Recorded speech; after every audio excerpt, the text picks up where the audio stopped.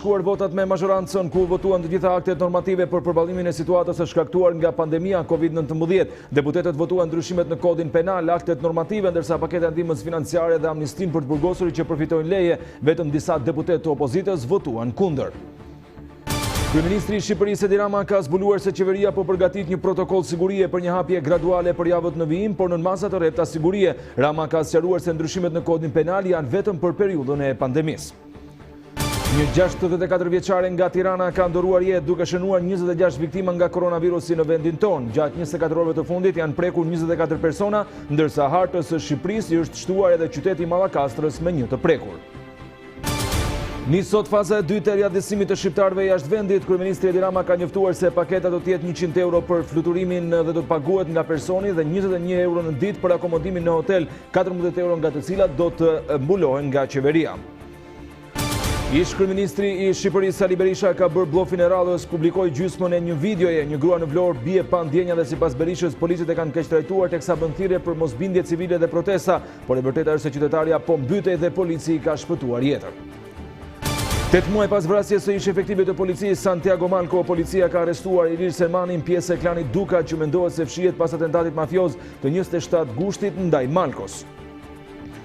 Në një shkrim të botuar në prestigjozën amerikane The Washington Post, thuhet se Kina ka përgjegjësi ligjore për dëmet pandemike që ka shkaktuar pasi ka fshehur përmasat e virusit. Për këtë arsye bizneset e dëmtuara të ngrenë padi ndaj Kinës. Në një intervistë për Report Televizion, administratori i klubit të flamurtarit Sinan Idrizi shpreh se me të drejtë qeveria ka refuzuar të ndihmonte klubet e futbollit në Shqipëri dhe shtoi se futbollistët duhet të japin para dhe jo të marrin. Bashkia e Tiranës sjell koncert në çdo lule, vishu e dil në balkon dhe shijo koncertin është motoja e bashkisë për të thyer monotoninë e karantinës. Koncerti do të zhvillohet nga data 15 deri në 20 prill.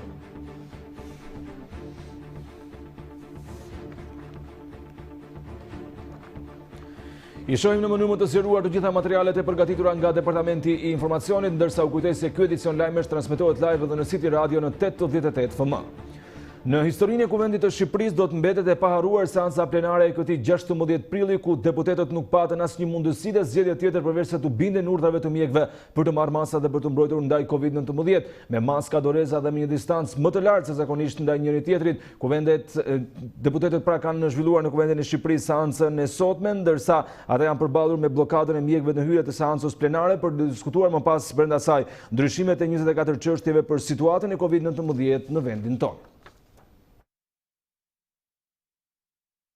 Si asnjëherë më parë, deputetët e Kuvendit të Shqipërisë ju drejtuan sallës së seancës plenare me maska dhe doreza dhe me një staf mjekësor që i priste në hyrje për të matur temperaturën. Pozicioni në Kuvend ishte historik, pasi në vendin dhe lozhat ku qëndrojnë mediat dhe ambasadorët, këtë herë ishin vendosur deputetët për të respektuar distancimin social.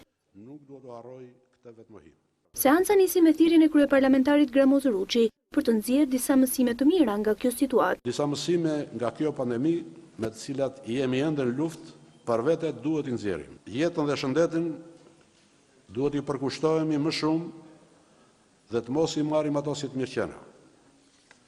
Jeta na është dhënë për ta gëzuar dhe asaj duhet i shërbejmë me veprimin e qytetarëve dhe me investimin e shoqërisë.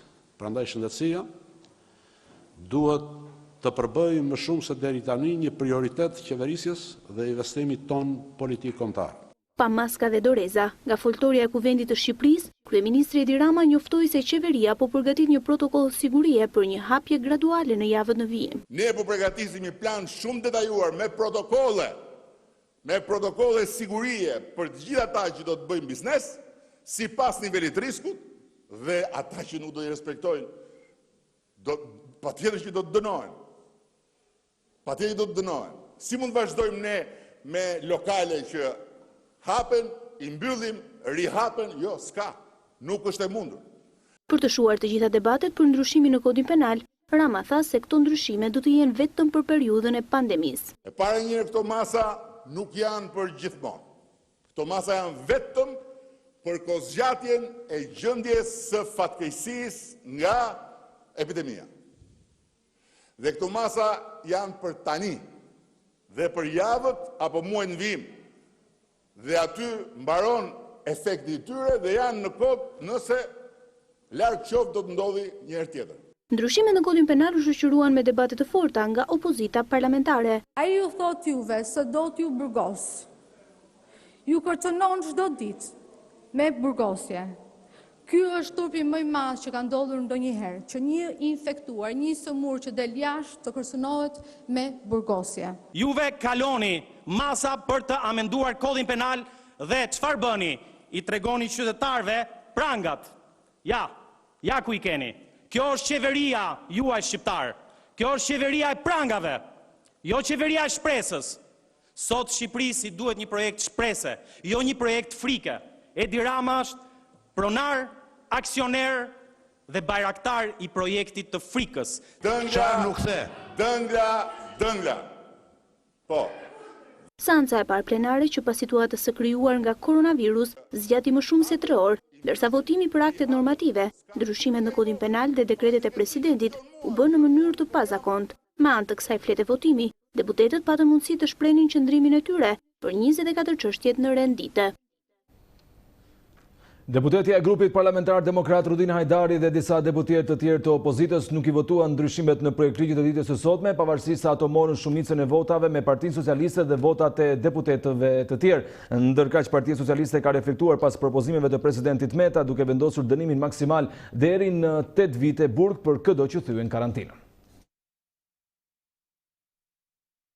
Parlamenti i Shqipërisë, i mbledhur në një gjendje të jashtëzakonshme për shkak të koronavirusit, miratoi sot ndryshimin në kodin penal, që do të thotë se qytetarët që do të thyen urdhërat e vendosura nga qeveria nuk do të dënohen vetëm me gjob, por edhe burg. Ndonse opozita parlamentare prej ditësh kundërshtonte ndryshimet në kodin penal, madje në seancën plenare pati dhe debate të shumta për mos t'i miratuar këto sanksione me burg për shkelësit e karantinës. Në kuvent këto ndryshime morën shumicën e votave të ligjvënësve, përfshirë dhe të deputetëve të opozitës. E vetmja që ka votuar kundër këtyre ndryshimeve është kryetaria e grupit parlamentar demokrat Rudina Hajdari. Ndryshimet në kodin penal nga propozimi i parë në datë 9 prill deri në datë 16, që u miratuan sot, pësuan shumë ndryshime rrugës. Fillimisht ishte Komisioni i Ligjeve që uli masën e dënimit të përcaktuar për thyerjen e karantinës dhe përhapjes me dashje të sëmundjes, por nuk u mbyll me kaq, pasi atëherë kur paketa u drejtua për në kuvent për të miratuar, u paraprin nga mbledhja e Këshillit të Sigurisë Kombëtare pas ditën e djeshme, ku presidenti Ilir Meta propozoi sërish ulje të dënimeve.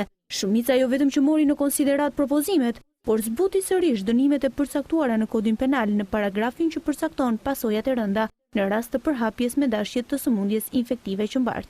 Por cili është versioni përfundimtar që Kuvendi i Shqipërisë miratoi ditën e sotme? Për të gjithë ata të cilët nuk do të zbatojnë urdhërat për karantinë, do të ketë gjob ose burgim deri në 6 muaj. Për personat që janë mbartës, por nuk zbatojnë karantinimin, sanksioni do të jetë me burg nga 2 deri në 3 vite. Për ata persona që e përhapin me dashje sëmundje mbartëse, dënimi do të jetë 2 deri në 5 vite burg, gjob ose 2 vite burg kur kjo vepër penale bëhet nga pakujdesia dhe 3 deri në 8 vite burg kur kjo vepër penale ka shkaktuar pasoja të rënda.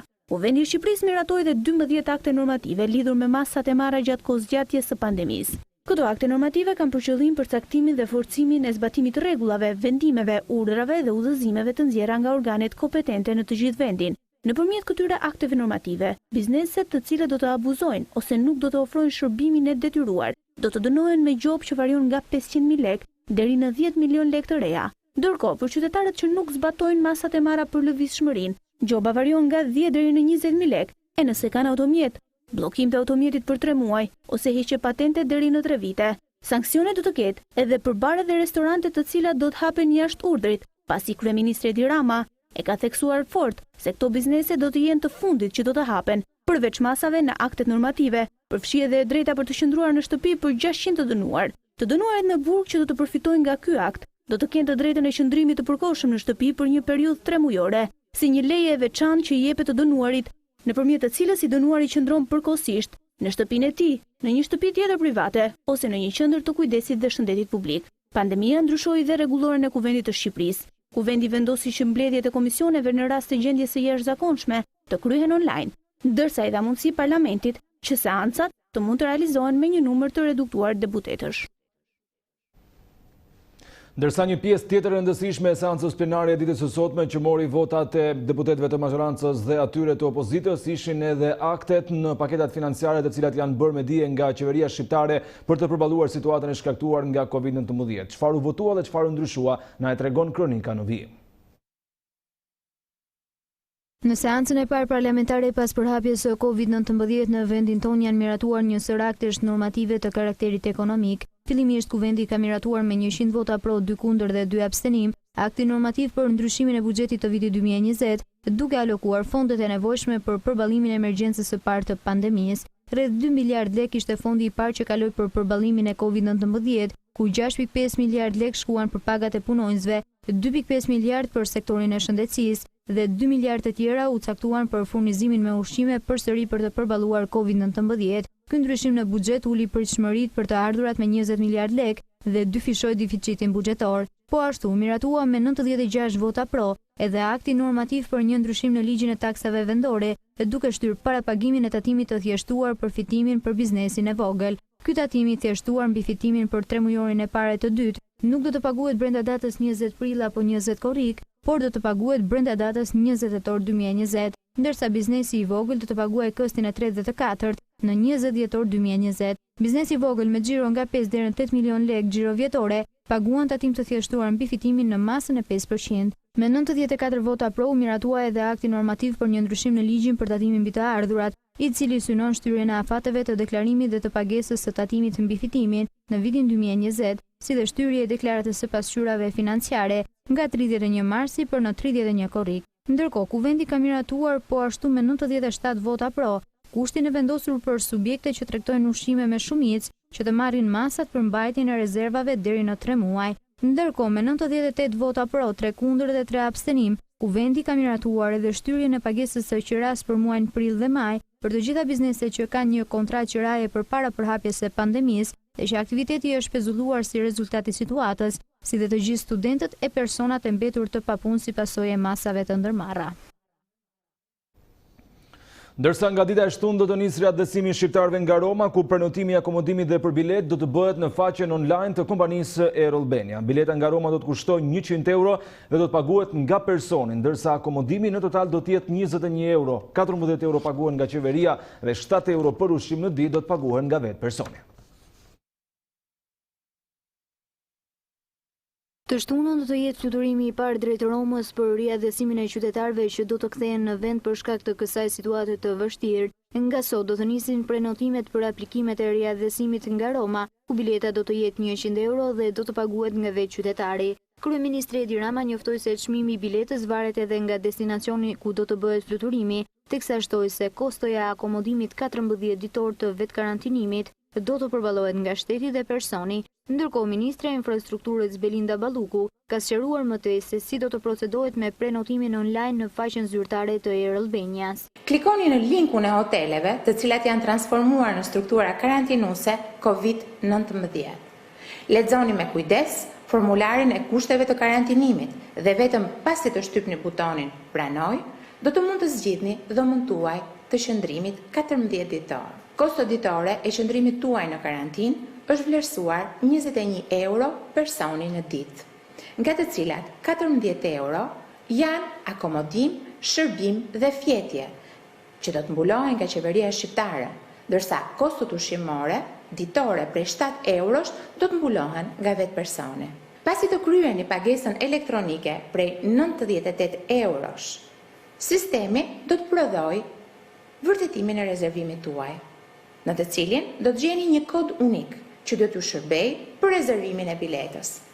Ktheuni në faqen Air Albania dhe me kodin unik që morët nga vërtetimi i akomodimit në karantinë, procedoni me rezervimin e biletës së avionit. Ministria Balluku ka bërë të ditura edhe 6 destinacionet e para se ku do të fluturojë Air Albania. Air Albania, e cila nis fluturimet këtë të shtunë drejt Romës, do të fluturojë gjithashtu në Milano, Bari, Frankfurt, Paris dhe Londër. Sigurisht, ne do të vlerësojmë kërkesën tuaj për destinacionet tjera, por ju lutem mos harroni se sot përballemi me vështirësinë e një lufte të paprecedent. Ndaj, dhe përpjekjet tona për të aksesuar çdo destinacion hasin vështirësi të konsiderueshme. Destinacionet që sapo njoftova janë pika kyçe, që ju japin mundësi dhe qytetarëve të tjerë që ndodhen në Europë, Amerikë, Kanada e gjethe për t'i aksesuar. Ndërkohë është kthyer në karantinë Harmonia Hotels Group me 2 hotele në dispozicion, Albania Star Hotel dhe Ibiza Hotel. Sipas tabelës tek Star Hotel, një dhomë kushton 7 euro, dhoma dyshe 14 euro, dhoma për 2 persona dhe një fëmijë 6 vjeç 16 euro, dhoma për 3 persona me kosto 21 euro dhe dhoma për 4 persona kushton 28 euro. Akomodimi i fëmijëve deri në 6 vjeç është pa pagesë dhe akomodohen në dhomë dyshe 2+1 në krevat me prindërit, ndërsa për fëmijët nga 6 deri në 12 vjeç do të akomodohen në dhomë treshe me krevat të ndarë, ndërsa hoteli i dytë karantinë është Ibiza dhe ofron dhomë teke, dhomë për 3 persona dhe apartament me 2 dhoma, me çmime përkatësisht 7 euro, 21 euro dhe 28 euro, dhe fëmijët nga 6 deri në 12 vjeç akomodohen në dhomë treshe me krevate të ndarë. Ish kryeministri Sali Berisha ka bërë bllofin e radhës duke publikuar gjysmën e një videoje ku tregohet një grua në Vlorë e cila bie pa ndenja pasi flet me 2 policë. Sipas Berishës, policët kanë bërë trajtim shtazor dhe bën thirrje për mosbindje civile dhe protesta, por në fakt e vërteta është se gruaja po mbytej në det dhe polici ka shpëtuar jetën. Ish kryeministri Sali Berisha vijon që të dalë bllov dhe të gënjej, ndërsa në kundërshtim me aktin normativ në fuqi për shkak të epidemisë që ndodhet vendi, ka bërë thirrje edhe për protesta kundër qeverisë së drejtuar nga Edi Rama. Ditën e sotme, ish lideri demokrat publikoi një video në faqen e tij në Facebook të një qytetare nga Vlora që ndodhet buzdetit në praninë e 2 efektive të policisë, ndërsa gjatë diskutimin me njërin prej bluve të qytetit të Vlorës, bie në tokë duke humbur ndjenjat. Akuzat e Berishës shkojnë direkt për Edi Ramën, duke akuzuar se qytetarja u dhunua nga policia. Narkobandit me uniform larg duart nga qytetarët. Trajtimi shtazor i qytetares nga narkohorrat me uniform të Edvin Kristaq Gjelatit në Vlorë. Lexoni mesazhin dhe shikoni videon e qytetarit digjital. Edvin Kristaq Bastardi ka shfrytzuar epidemin për të vendosur mbi ju të dashur qytetar shtypjen e egër të etërve të tij mizor, Enver Hoxhës Hitlerit shqiptar, Dal Gjelat Kolekës dhe Kristaq Gjelat Ramës. Por si qëndron e vërteta?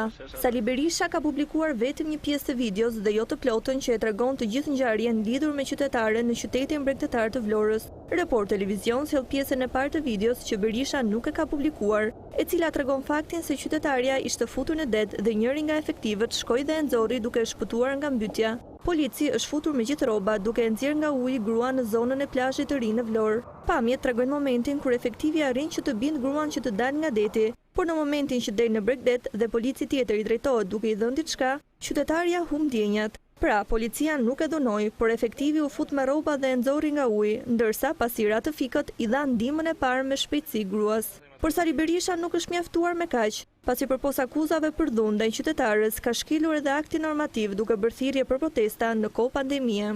Ju bëj thirrje të ngriheni në të gjitha format e protestave dhe mos bindjes civile për të kundërshtuar veprimet shtazore ndaj jush të këtij bastardi të xhelatëve hoxhist. Akti normativ sankcionon se subjektet apo individët që organizojnë zhvillimin e aktiviteteve publike, grumbullimet masive në vende të mbyllura apo të hapura, tubime dhe dëgjesa publike dënohen me gjop në masën 5 milion lekë për organizatorët dhe ndalimin e aktivitetit.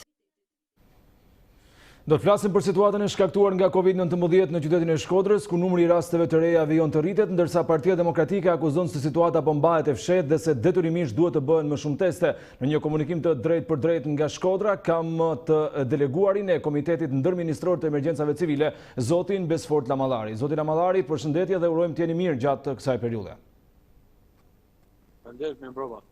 Tani, pyetja e parë, besoj që u ka lindur të gjithëve sa po mësuan emrin tuaj që kanë bërritur në Shkodër, ishte një kërkesë e juaja për të shkuar atje dhe për të dhënë kontributin tuaj apo u dërguat nga Ministria e Brendshme dhe nga Kryeministri Edi Rama? Jo, është sigurisht një përgjegjësi shtesë edhe kushdo që do takojnë këtë detyrë duhet patjetër të përkushtohet maksimalisht, ku në bashkëpunim me gjithë organet e tjera, qoftë ato qendrore të profesion në nivel qendror, po ashtu edhe ato vendore, të cilat sigurisht kanë shumë përgjegjësi dhe kompetencat dhe në aspektin e mbarvajtjes së jetës normale në qytet, duhet të patjetër të bëjë këtë detyrë. Qoftë për qytetin e Shkodrës, por edhe për interes publik dhe interesin kombëtar. Pra, e kërkuat ju të shkonit në Shkodër, zoti Lamallari, apo ju propozuan ndoshta dhe nuk refuzuan? Jo, unë jam është vendimi i Këshillit Ndërministror të Emergjencave Civile, ku më cakton si i deleguar. pra zëvendësi ministri i brendshëm caktohet dhe njëkohësisht dhe i deleguar për qarkun e Shkodrës për menaxhimin e situatës lidhur me pandeminë e koronavirusit. Çfarë nuk bëri si duhet paraardhësi si juaj, zoti Çeskmilja, i cili në një dalje publike ka thënë se shkarkimi i tij ka qenë pa motivacion zyrtar, paktën se siç ka deklaruar ai, dhe mbi të gjitha ai është munduar të zbatojë të gjitha aktet normative, zoti Lamallari. Çfarë komenti keni në lidhje me këtë situatë? Shkoni për momentin, ajo çfarë është e rëndësishme për mua dhe prioritare, në fakt është vetëm menaxhimi sa më i kujdesshëm dhe sa më i mirë i situatës aktuale. Pa parë fare lidhur me çfarë nuk është bërë apo ndasi politike e tjerë. Nuk ka kursesi asnjë lloj dasie apo përkatësie në të luftë të përbashkët, duhet të gjithë bashkë për një qëllim madhor. Në fakt po flasim për dy figura brenda të njëjtës partisë, që jeni ju dhe zoti Milja, por mbetet në të drejtën tuaj për të përgjigjur. Zoti Lamallari, edhe në Shkodër virusi është të kthyer në luftë politike. Ju thoni se është duke u bërë sa mundet dhe situata është në ato parametra që është aktualisht, ndërsa Partia Demokratike thotë se po fshihet situata dhe ka më shumë raste. Tani kush duhet mbajë përgjegjësi se të dyja deklaratat nuk mund të jenë të vërteta. Nëse po fshihet situata, fajtoria e ju dhe është e rëndë. Po nëse nuk po fshihet dhe Partia Demokratike po përball panikë, edhe kjo është pastaj një vepër tjetër. Kush mund ta dhe mund të ndaj këtë situatë? Unë mendoj që këtë përfundimisht fjalën e fundit u takon ekspertëve, të cilët janë ekipet mjekësore, të cilët sipas protokollit në fuqi dhe ligjit në fuqi, kanë dhe mënyrë se si kryhen testimet, dhe sigurisht ju e kuptoni se nëse kryhen, po themi 3 testime dhe një rezulton pozitiv, nëse do të ketë me kalimin e kohës më shumë testime për shkak të gjurmërimit dhe numrit të personave të dyshuar të raportuar, sigurisht dhe numri më probabilisht dhe numri i personave të infektuar do të rriqë më i lartë, që do të thotë dhe një shkallë më e madhe e gjurmimit të vatrave, dhe kjo ka qenë dhe ajo çfarë u shpjegua nga ekspertët e ekipeve mjekësore, të cilët pas me kalimin e kohës janë detyruar sigurisht të marrin më shumë kampione, sigurisht nga ajo çfarë është raportuar dhe nga personat të cilët kanë rezultuar pozitiv. Zoti Lamallari, kjo mosbindje qytetarëve sipas protokolleve të cilat ato zbatojnë dhe kohës që është nevojshme për maturimin e kampionit dhe pasi ato provojnë disa kampion derisa kemi rezultate pozitive ose negative dhe më pas me të vendimet përkatëse. Gjatë periudhës së parë kur u morën masat nga ana e qeverisë, kemi parë një mosbindje të qytetarëve shkodran, të cilët shfrytzuan pedonalen e urës së Bunës, njohur si pedonalja e Molos për gjithë shkodranet, për të kaluar disa ditë sikur të ishin normale. Për ju, kjo mosbindje e qytetarëve shkodran ka fryrje dhe sponsorizim politik?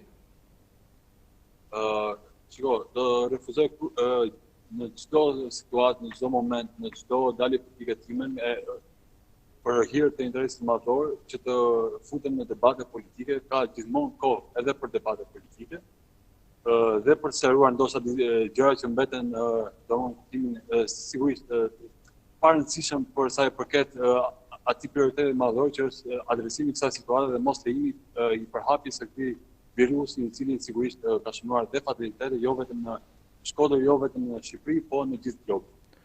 Si paraqitet situata gjatë këtyre 24 orëve të fundit në qytetin verior, zoti Lamallari, ndoshta edhe nga informacionet që nuk janë bërë publike në media, vijon të ketë një trend rritje të rasteve të reja apo jemi në një kurbë relativisht të qetë paktën deri në këtë momente?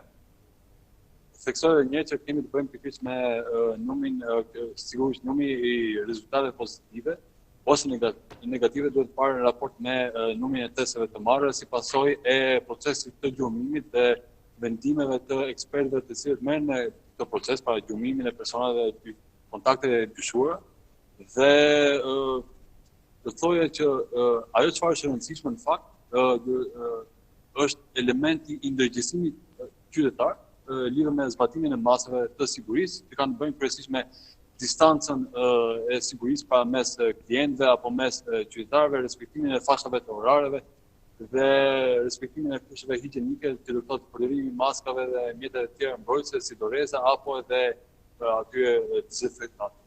Si po ju shkon bashkëpunimi me kryetaren e Bashkisë së Shkodrës Voltana Ademi? Jeni të kënaqur me përgjigjet e saj, me gatishmërinë, me masat e marra aq sa ka në dorë bashkia, për shembull tregu i Zdrales, duhet të ishte mbyllur më herët se para 2 ditësh? Vendimi i komisionit, vendimi pra i fundit i komisionit ku sigurisht në diskutime ishte edhe kryetari i Bashkisë dhe në fakt miratoi pikërisht propozimet e Bashkisë së Shkodrës për të mbyllur përkohësisht të treg, si dhe për të lejuar, si më thënë, linjësimin e këtij aktiviteti tregtar në tregun rus me përgjysmimin e tij, që do të thotë disa tregtarë ushtrojnë këtë aktivitet në një ditë dhe në ditën pasardhë tregtarët e tjerë. Kjo për të krijuar më shumë distancë mes tezgave dhe për të lejuar që klientët të plotësojnë nevojat e tyre ditësore pa rrezikuar njëri tjetrin dhe pa rrezikuar edhe tregtarët, sigurisht. Janë hapur disa lajme ditën e dieshme në media që më pas në një farë mënyrë u përgënjeshtruan nga Ministria e Drejtësisë, por që opozita vijon të këmbgulën në të sajën se edhe në burgun e Reçit, institucioni i ekzekutimit të veprave penale ka persona të prekur me COVID-19 dhe pikërisht efektiv policie. Nuk e di sepse ju jeni takuar edhe me kryetarin e Bashkisë së Malësisë së Madhe, zotin Tonin Marinaj, nuk e di nëse keni patur informacione për diçka të tillë, si mund ta sqarojmë këtë situatë tani më edhe përmes jush që në këtë rast jeni burim zyrtar informacioni. Atëherë duhet kemi parasysh që të paktën edhe nga takimi që mbajti komisioni i lidhur me çështjet të gjurmimit, planifikimit, problemet të ruajtjes së dhënave personale, sigurisht duhet të dëgjojmë në funksionin e ekspertëve, të cilët të flasin përkundrejt ligjeve aktuale dhe protokolleve në fuqi, që do të thotë duhet të respektuar sigurisht dhe anonimati i personave që rezultojnë pozitive apo edhe familjarët e tyre, kështu që nuk do të komentoj kurse si lidhur me se kush janë këto persona ose ku ato mund të punojnë. Jo, po është e rëndësishme ta sqarojmë zoti Lamallari, se nëse vijojmë me hipoteza që mund të jenë, pastaj ka shumë familjarë që kanë të burgosurit në burg dhe sigurisht merrohen me faktin se mund të ketë persona të prekur me COVID-19 aty, kështu që ky sqarimi juaj shërben edhe për të qetësuar ato familje që kanë familjarë në institucionin e vuajtjes dënimit. Unë sigurisht falenderoj median dhe ka qenë një aktor shumë i rëndësishëm në këtë gjithë të procesin e përballjes me këtë fenomen, pasi ka arritur ndërgjegjësimin mes qytetarëve, por duhet të mbajmë parasysh që duke qenë se flasim për një fenomen i cili ka në vetvete dhe stigmën të përfshirë, duhet të mos përhapim panik dhe sërish insistoj që fjalën e fundit duhet t'u lëm ekspertëve të cilët dinë shumë mirë çfarë bëjnë dhe se si adresojnë dhe vëmendjen e shtuar që i kushtojnë raste caktuar për shkak të problematika që ato mund të paraqesin. Zoti Lamallari, shkurtimisht një pyetje të fundit për shtypja e parë sapo mbërritet në qytetin verior të Shkodrës, pra mënyra se si është i organizuar qyteti, mënyra se si funksionon pushteti vendor atje, çfarë keni për të thënë ose çfarë u ka bërë për shtypjen e këto ditë qëndrimi që besoj më parë s'kishte qëndruar kaq gjatë pa ndërprerje në qytetin e Shkodrës? Gjëra e cila do të kishe dashur që të kishte qenë më ndryshe, do të kishte qenë pikërisht ndërgjegjësimi i duhur i përshtatshëm nga ana e qytetarëve të Shkodrës, bizneseve dhe çdo aktor të mundshëm për të respektuar të gjithë këto masa lidhur me fashtat orare, lëvizjen, sigurinë, masat mbrojtëse e tjerë. Gjë e cila për hir të vërtetës ka ndryshuar. Sot për shkak edhe të gjithë masave të marra, vendimet e komisionit, rolit të aktorëve vendor dhe qendror, dhe mirë koordinimin e tyre, mund të them që situata duket që është e përmirësuar, megjithatë do të theksoj që ende asnjëri prej nesh nuk do të jetë entuziast dhe do të jemi shumë kërkues dhe shumë bashkëpunues dhe shumë të angazhuar për të arritur më në fund normalizimin dhe përmirësimin e situatës lidhur me sigurisht atë çfarë të gjithë kemi objektiv të përbashkët, mirëqenien dhe shëndetin dhe jetën e çdo qytetari dhe çdo familje në qytetin e Shkodrës. Në pak fjali edhe pyetjen fare të fundit tani më zoti Lamallari, ju shkuat në Shkodër për të sjellë një hovë të ri në qytet edhe për të përmirësuar gjendjen e cila duke se po shkonte drejt një skenari të frikshëm, duke marrë në krahasim numrin e banorëve në qytet apo më pas edhe në krahasim me të gjithë popullsinë që ka Shqipëria. Kur mund t'i vërejmë rezultatet e punës suaj ose kur mund të ndryshojë situata në qytetin e Shkodrës krahasuar me momentin kur ju keni mbërritur atje? Atëherë, ajo çfarë do të thoja, paktën lidhur referuar çfarë thonë dhe ekspertët në raport me numrin e rezultateve të marra, testet e kryera etj. Ato thonë që paktën deri javën e ardhshme, mes javës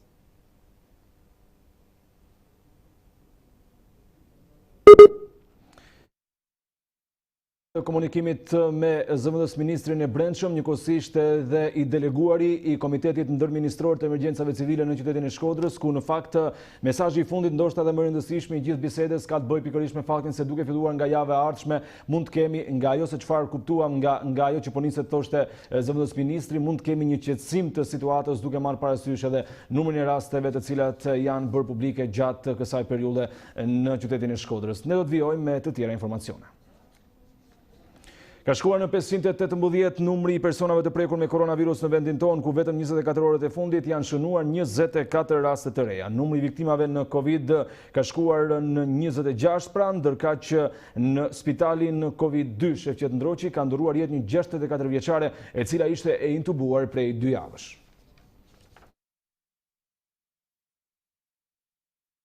Në 24 orët të fundit janë shtuar 24 persona të prekur me Covid-19 në vendin tonë, duke e çuar në 518 numrin e të prekurve në total. Mes testimeve kanë qenë edhe 53 personel shëndetësor dhe prej tyre 6 kanë rezultuar pozitiv. Ditën e djeshme janë testuar 269 persona, prej të cilëve 53 kanë qenë personel shëndetësor. Nga rezultatet e testimeve janë konfirmuar me Covid-19 24 raste. Deri në këto momente janë testuar 4.827 persona dhe prej tyre janë konfirmuar me Covid-19 518 raste. Mëngjesin e sotëm ka ndëruar jetë një pacienti 64 vjeçare nga Tirana, intubuar prej më shumë se 2 javësh. E shtruar në spitalin Shef Qendroqi, gjendja shëndetësore e saj është përkeqësuar dhe ka bërë arrest kardiorespirator. 64 vjeçaria vuan edhe nga disa sëmundje bashkëshoqëruese dhe ka shënuar kështu viktimen e 26 në vendin tonë. Gjatë 24 orëve të fundit, 26 pacientë të tjerë janë shtuar listës së të shëruarve, duke e çuar numrin e të shëruarve nga Covid-19 në 277. Sërish, numri i të shëruarve është më i lartë se numri i personave që janë aktualisht pozitiv. Në 2 spitalet Covid po marrin shërbim 43 pacientë.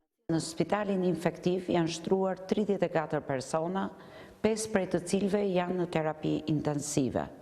Në spitalin Shef Qendroqi janë të shtruar 9 pacientë, ku 5 prej tyre janë në terapi intensive dhe 3 prej tyre janë të intubuar. Harta të prekurve nga Covid-19 shtrihet në Mallakastër dhe zgjerohet në Tiranë, Kukës, Fier, Kavaj, Shkodër dhe Korçë. 12 nga Shkodra, 3 nga Tirana, 3 raste nga Kuksi, 3 nga Fieri, 1 rast nga Korça, 1 rast nga Kavaja dhe 1 rast tjetër, i cili tashmë është në një bashki të re, është nga Mallakastra. Silva Bino, Instituti të Shëndetit Publik, u shpreh në deklaratën e sotme në Ministrinë e Shëndetësisë se në burgun e Reçit dhe në asnjë burg tjetër të Shqipërisë nuk ka asnjë të burgosur pozitiv me Covid-19. Së të prekurve me Covid-19 në Shqipëri shtohet edhe Mallakastra. Bëhet fjalë për një infermiere të qendrës shëndetësore në fshatin Arianitas që pas testit ka rezultuar pozitive edhe pse më herët nuk ishte shfaqur simptoma, ndërkohë vijon të jetë në rritje numri të infektuarve me Covid-19 në Shkodër. Në 24 orët të fundit janë shtuar 24 persona të prekur me Covid-19 në vendin tonë, duke e çuar në 518 numrin e të prekurve në total. Mes testimeve kanë qenë edhe 53 personel shëndetësor dhe prej tyre 6 kanë rezultuar pozitiv. Ditën e djeshme janë testuar 269 persona, prej të cilëve 53 kanë qenë personel shëndetësor. Nga rezultatet e testimeve janë konfirmuar me Covid-19 24 raste. Deri në këto momente janë testuar 4.827 persona dhe prej tyre janë konfirmuar me Covid-19 518 raste. Mëngjesin e sotëm ka ndëruar jetë një pacienti 64 vjeçare nga Tirana, intubuar prej më shumë se 2 javësh. E shtruar në spitalin Shef Qendroqi, gjendja shëndetësore e saj është përkeqësuar, ka bërë arrest kardiorespirator. 64 vjeçaria vuan edhe nga disa sëmundje bashkëshoqëruese dhe ka shënuar kështu viktimen e 26 në vendin tonë. Gjatë 24 orëve të fundit, 26 pacientë të tjerë janë shtuar listës së të shëruarve, duke e çuar numrin e të shëruarve nga Covid-19 në 277. Sërish, numri i të shëruarve është më i lartë se numri i personave që janë aktualisht pozitiv. Në 2 spitalet Covid po marrin shërbim 43 pacientë. Në spitalin infektiv janë shtruar 34 persona, 5 prej të cilëve janë në terapi intensive. Në spitalin Shef Qendroqi janë të shtruar 9 pacientë, ku 5 prej tyre janë në terapi intensive dhe 3 prej tyre janë të intubuar. Harta të prekurve nga Covid-19 shtrihet në Mallakastër dhe zgjerohet në Tiranë, Kukës, Fier, Kavaj, Shkodër dhe Korçë. 12 nga Shkodra, 3 nga Tirana, 3 raste nga Kuksi, 3 nga Fieri, 1 rast nga Korça, 1 rast nga Kavaja dhe 1 rast tjetër, i cili tashmë është në një bashki të re, është nga Mallakastra. Silva Bino, Institutit të Shëndetit Publik, u shpreh në deklaratën e sotme në Ministrinë e Shëndetësisë se në burgun e Reçit dhe në asnjë burg tjetër të Shqipërisë nuk ka asnjë të burgosur pozitiv me COVID-19. Ndërkohë, drejtoria e burgjeve ka sqaruar se në burgun 313 në Tiranë ka rezultuar me Covid një prej punonjësve. Ky i fundit në kontrollet e mëparshme nuk ka shfaqur shenja, por vetëm pasi familjarët e tij kanë shfaqur shenja, ai ka kryer tamponin dhe ka rezultuar pozitiv së bashku me bashkëshorten dhe djalin. Më datë 15/4/2020 janë marrë masat për mbajtjen në kontroll, vetë karantinimin dhe kryerjet e analizave për disa punonjës të këtij institucioni. Këta të fundit, pasi kanë kryer analizat përkatëse, kanë rezultuar të gjithë me përgjigje negative dhe do t'i rikthehen punës shumë shpejt.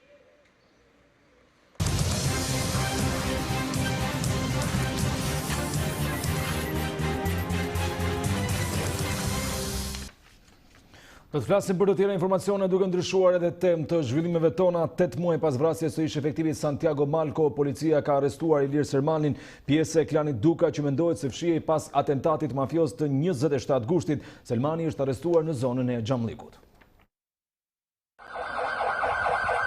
Pas 8 muajsh në kërkim si i përfshirë në vrasjen e ish efektivit të policisë Santiago Malko në gusht të 2019-s, është arrestuar këtë të njëjtë Ilir Selmani. Arrestimi i Selmanit është kryer në zonën e Xhamllikut, shumë pranë vendit ku u vra edhe ish efektivi i policisë, duke quar kështu në 2 numrin e personave të arrestuar lidhur me këtë atentat mafios pas Blendit Tetës. Në momentet e ekzekutimit të operacionit të koduar gjurmimi, Selmanit i është gjetur dhe sekuestruar një armë tipit pistolet dhe municion luftarak. Mbi 35 vjeçarin rëndojnë akuza për vrasje me paramendim dhe mbajtja pa leje e armëve shpërthyese dhe municionit, të kryera në bashkëpunim në formën e grupit të strukturuar kriminal. Po cili ishte roli i Selmanit në ekzekutimin e Santiago Malkos me 27 gusht 2019? Nga pamjet e kamerave të sigurisë të siguruara në atë kohë nga Report TV pas ngjarjes së rëndë në zonën e Xhamllikut në Tiranë, Ilir Selmani është personi që zbret nga një makinë dhe mbledh nga toka bishtat e cigareve që kishte konsumuar më herët Blendi Teta, duke i hedhur në koshin e mbeturinave. Blendi Teta është kthyer në dëshmitarin kryesor, pasi ka zbërthyer pjesë të rëndësishme të grupit që organizoi vrasjen e Santiago Malkos. Ilir Selmani është pjesa e klanit Duka, të Leonard Dukës, që dyshohet se fshihet pas vrasjes së Santiago Malkos. Disa muaj më parë, ai ishte subjekti OFL-s, ku i kërkohej të justifikonte pasurinë pas dyshimeve se është formuar nga bota e krimit. Mbrëmjen e 27 gushtit në zonën e Xhamllikut u ekzekutua me breshëri plumbash Santiago Malko. Malko, një ish punonjës policie i larguar nga detyra, pasi u arrestua pas një sherri për lojrat e fatit, ishte një emër jo pak i njohur për autoritetet, i dyshuar si i përfshirë në disa ngjarje të rënda kriminale. Emri i tij do të dilte në skenë në tetor të vitit 2018, ngjarje kjo ku u riplagosur mbeti miku i tij, Ervis Martinaj, por u lirua për mungesë provash. I vetmi që qëndron në qeli për këtë ngjarje të rëndë është Blendi Teta, ndërkohë që në kërkim me vendim gjykate janë shpallur edhe 7 persona, 2 vëllezërit Leonard dhe Elis Duka, Gjoni Nica, Oltjan Loka, Aleksandër Maxhaku dhe Dritana Gaj, të gjithë nga Tirana, si dhe Fatmir Hyseni nga Vlora, i njohur ndryshe me Nov Këndoshja. Malko dyshohet ke qenë i përfshirë në disa ngjarje kriminale, e ndërsa dyshimet e policisë janë se ai u ekzekutua për shkak të trafikut të lëndëve narkotike, borxheve të pashlyera e konflikteve mes bandave të rrezikshme. Një aksident rrugor është regjistruar 3 ditë më parë në zonën e Valiasit, ku është përfshirë një patrull policie dhe ku i plagosur ka mbetur një 8 vjeçar. Shkak është bërë pakujdesia e punonjësit të policisë, i cili pas ngjarjes është shoqëruar në komisariat dhe është proceduar në gjendje të lirë për shkelje të rregullave të qarkullimit. Report Televizion ka mësuar ekskluzivisht të gjithë dinamikën e ngjarjes së regjistruar 3 ditë më parë në Kamës, ku efektivi i komisariatit numër 5 përplas sim me patrullën e policisë, një 8 vjeçar, i cili pas aksidentit ndodhen nën kujdesin intensiv të mjekëve të spitalit të traumës. Fatmirësisht ka rezultuar pa pasoja për jetën. Aksidenti i regjistruar në Valias, ku përfshi patrulla e policisë, e drejtuar nga efektivi të Gjompalaj, e ku mbeti i aksidentuar, i mituri KB. Nga hetimet ka rezultuar se efektivi i policisë nuk ka qenë i derur sipas testit të alkoolit me drager, por shpejtësia dhe pakujdesia kanë shkaktuar aksidentin. I mituri KB është dërguar. Ndërpresim këtë kronik për të shkuar tek Partia Demokratike, Lulzim Basha ka një bashkëbisedim online me gazetarët.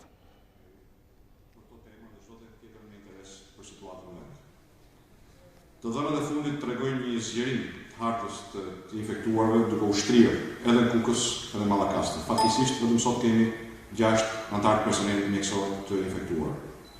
Kjo sjell edhe një herë në vëmendje domosdoshmërinë e rritjes eksponenciale të testimit, pra ndryshimin kryekut të strategjisë ndjekur deri tani me testimin, duke nisur me testimin për stafet mjekësore praktik që po ndiqet masivisht në çdo vend, dhe po kështu me gjithë punonjësit e vijës parë, qofshin ata të sektorit publik, punonjësit e policisë, të forcave kamatosura që mbështesin policinë në terren, të administratës që është shërbim qytetarëve, por edhe të atyre që konsiderohen de facto vije parë edhe pse nuk i përkasin sektorit publik, siç janë furnitorët, kamionistët, njerëzit të cilët qytetarët të cilët punojnë në shërbim të tregtisë, të supermerkatave, të tregjeve e kështu me radhë.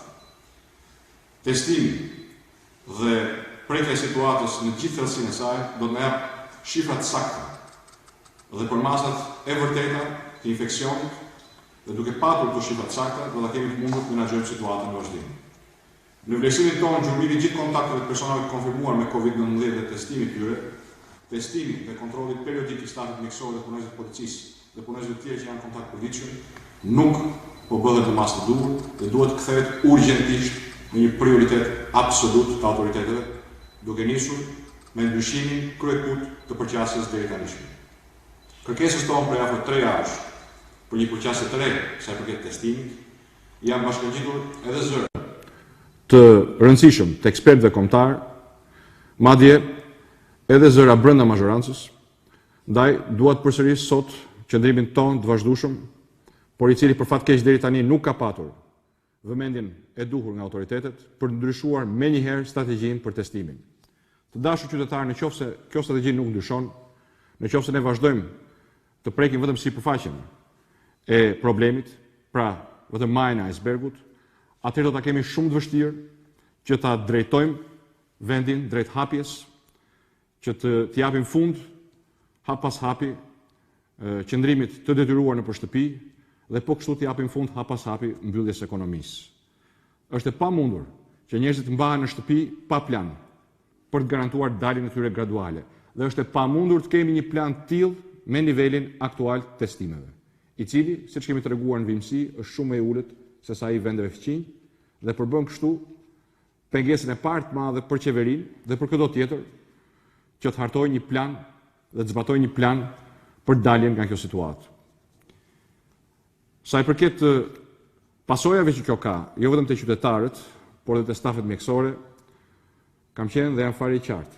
Në qoftë se ne lejojmë infektimin e mjekëve dhe të infermierëve, jo vetëm shtojmë rrezikun e një infektimi masiv përmes tyre, por po kështu dobësojmë edhe të vetmen vijë mbrojtëse që ka sot shoqëria midis pandemisë dhe infeksionit, që është pikërisht pra shëndetësia, stafi shëndetësor.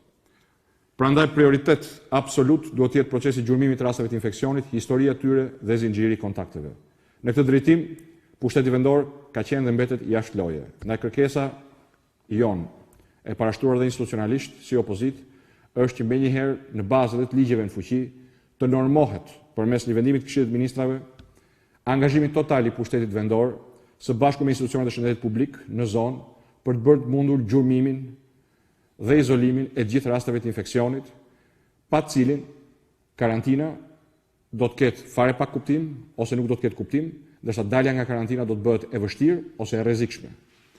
Ky proces kërkon po kështu protokolle të qarta për zbatim nga njerëzit në terren, të cilat duhet sigurohen natyrisht nga Ministria e Shëndetësisë dhe nga Komiteti Ndërministror i Emergjencave dhe institucionet e tjera qendrore. Duhet përsërisë edhe një herë thirrjen për pajisjet mbrojtëse për të gjithë vijën e parë, duke nisur me personelin shëndetësor.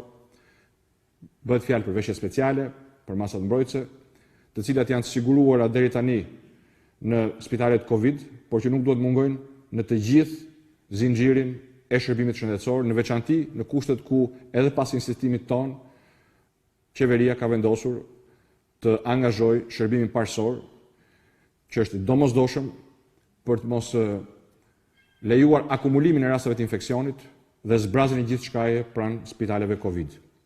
Tani duhet vite një problem tjetër i madh, i cili vazhdon të bëhet çdo ditë më i madh, çdo orë më i madh, dhe ky është problemi i sigurimeve të mjeteve të jetesës për gjithë njerëzit nevojë dhe sigurimi i mjeteve për të garantuar që ekonomia shqiptare mos të kalojë në një koma totale.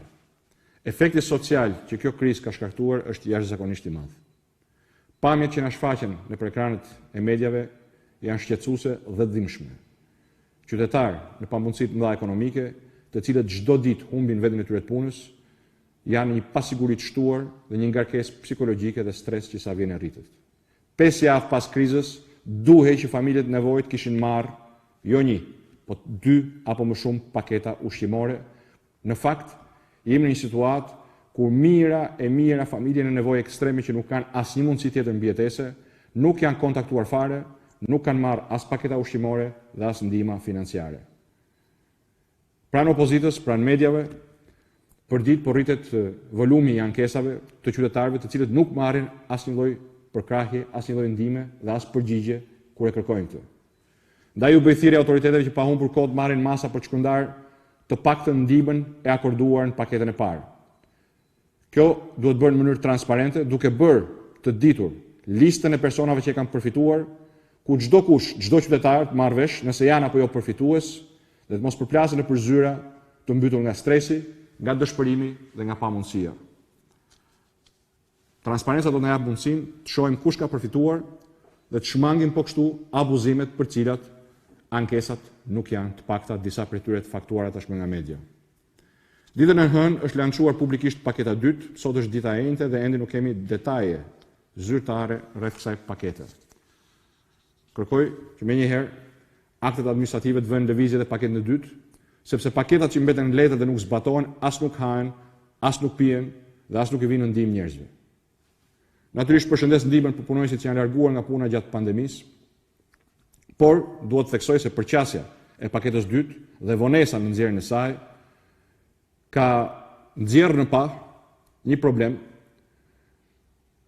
duke qenë të vonuar në mbështetjen që duhet t'i jepni biznesit, tani në vend që të mbështesim vazhdimin apo mbajtjen hapur të bizneseve dhe mbajtjen e marrëdhënies punës që këto biznese kanë me të punësuarit, pra në vend që të bëjmë gjithçka që mos ketë largime nga puna, në vend që të kemi këtë synim strategjik përmes masave mbështetëse, po inkurajojmë kundërtën.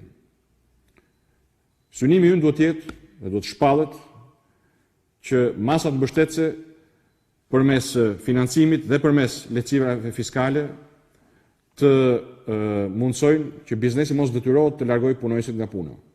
Nëse pas krizës, 5 javë pas krizës, shpallet, siç është shpallur në deklaratën e të hënës, se do të paguhen punonjësit e larguar apo të pezulluar nga puna, kjo duket si një thirrje cinike për të thënë biznesit privat që të pushojë njerëz nga puna sepse vetëm kështu punonjësit mund të përfitojnë nga ndihma shtetërore, ndërkohë që po i mbajtën në punë, paguaj vetë, edhe nëse nuk e përballon dot shpenzimin, pra është një thirrje e qartë për falimentim.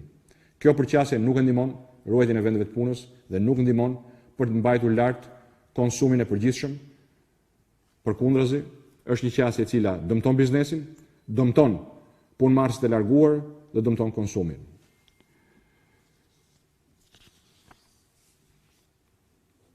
Pa u zgjatur më tej në këto 3 çështje kryesore jetike, pra testimet, si një vendimarrje strategjike, politike dhe as pak teknike, që shtron rrugën për t'i dhënë njerëzve qartësinë që meritojnë, se sa do të zgjas karantina, për t'i dhënë shqiptarëve që kanë bërë sakrificën çmimin e merituar të kësaj karantine, që do të thotë sigurinë e daljes hap pas hapi gradualisht nga karantina pa një rrezik të shtuar të kontaminimit të infeksionit, testimet mbeten problemi kryesor. Betejë natyrisht është me virusin. Betejë është me pasojat e virusit. Betejë nuk është me njerëzit. Virusi luftohet, njerëzit ndihmohen. Qeveria nuk po bën mjaftueshëm dhe shpesh po lë përshtypjen sikur po lufton njerëzit. Propozimet janë sporadike, janë të pastudiuara dhe efekti për të parandaluar rënien në ekonominë e gjithë secilit dhe në ekonominë kombëtare është deri tani pothuajse i pandjeshëm. Këto masa janë një seri masash dhe jo një plan as për daljen nga kriza dhe as për përballjen me sukses të plot të pasojave të krizës. Akoma nuk e dim nëse qeveria ka një plan të tillë, nëse ka një strategji për daljen nga karantina, për sistemin shëndetësor, për testimet, për periudhën e tranzicionit derisa të gjendet vaksina. Nëse e ka, i përsëris thirrjen për herë të dytë brenda 24 orëve që ta bëj atë publik. Transparenca mbetet një problem i madh. Të gjithë përpiqemi të analizojmë mbi fakte gjysmake, sepse nuk thuhet e vërteta. Ka një frikë nga shifrat, ka një frikë nga e vërteta. Por ka po kështu një shprehje. Vetëm e vërteta do të na çlirojë. Vendi ka nevojë për një plan dhe për një strategji që do t'i mundsojë njerëzit të kapërcejnë këtë gjendje të vështirë ekonomike dhe t'i kthehen sërish punës aty ku munden, normalitetit apo shanseve dhe mundësive për normalitet. Pa planin e duhur, njerëzit do të vazhdojnë të gjenden për një kohë gjatë në këtë situatë dhe ekonomia jonë e brisht do të vazhdojë të fundoset. Ja kam kërkuar dhe ja përsëris këtë kërkesë kryeministrit të qeverisë publikisht, që të rrisë urgjentisht ndihmën financiare për njerëzit, të ndryshojë buxhetin dhe të rrisë fondin e emergjencës, sepse akoma nuk jemi as në nivelin e Kosovës. Koha nuk pret. Jam i hapur për pyetjet tuaja. Zoti Basha. Ju dëgjoj. Lundis Mitro, Televizioni Qendror. Gjatë ditës sotme në parlament janë miratuar një sër amendimesh në lidhje me ashpërsimet në kodin penal. Si shikoni ju këto propozime të bëra nga mazhoranca që në fakt morën në konsiderat dhe një sër Kryetari i Partisë Demokratike Lulzim Basha ka ripërsëritur edhe një herë thirrje për më tepër testime në popullat, sepse vetëm kështu kemi mundësi të kuptojmë se ku jemi dhe në çfarë fazë të Covid-19 ndodhemi në vendin tonë, ndërsa ka kërkuar që përmes një VKM-je të veçantë të përfshihen edhe bashkitë, pra duke nënkuptuar pushtetin vendor në gjurmime apo testime të rasteve të reja. Basha ka deklaruar se ka kaluar gati një javë nga prezantimi i paketës së dytë financiare dhe deri në këtë momente nuk ka ende të dhëna në lidhje me situatën që po bëhet dhe mbi gjitha ka deklaruar se duhet u shpërndar nga 2 apo më shumë pako ushqimore.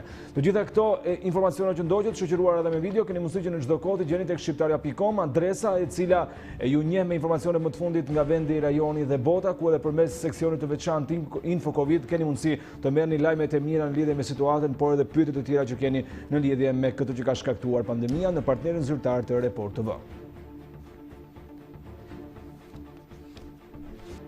Pas pak vjen Majda Bezade Matak Show, bashkë takohemi në orën 20, deri atëherë miru pafshim.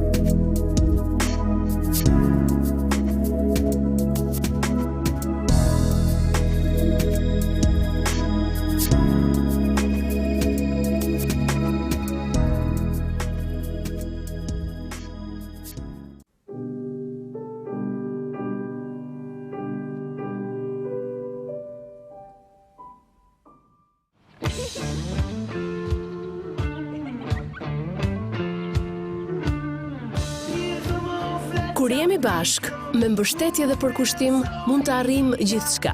Dhe ne, Vodafone, bëjmë Upcom pjesë të familjes sonë dhe për herë të parë bashkojmë më të mirat e rrjetit celular me shërbimet fikse.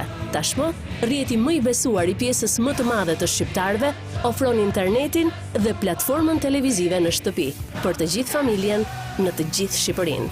Merr paketën 3 muaj internet në shtëpi dhe muajin e 4 e përfiton falas. merr edhe paketën një mujore Upcom Premium TV dhe përfito 3 muaj falas. Së bashku. Ready? Zgjidhja ideale për televizion dhe internet. Rrëmbesh shpejtësinë më të lartë të internetit, deri në 50 megabit për sekond. Shijo magjinë e 120 kanaleve në My3 nga IPTV për të gjithë familjen, filma, serial, dokumentar, programe për fëmijë dhe të rritur, UEFA Champions League dhe 6 kampionate të tjera të përfshira, duke filluar nga vetëm 1190 lekë në muaj. Nxitoni tani në të gjitha pikat e shitjes Tring ose klikoni në www.tring.al.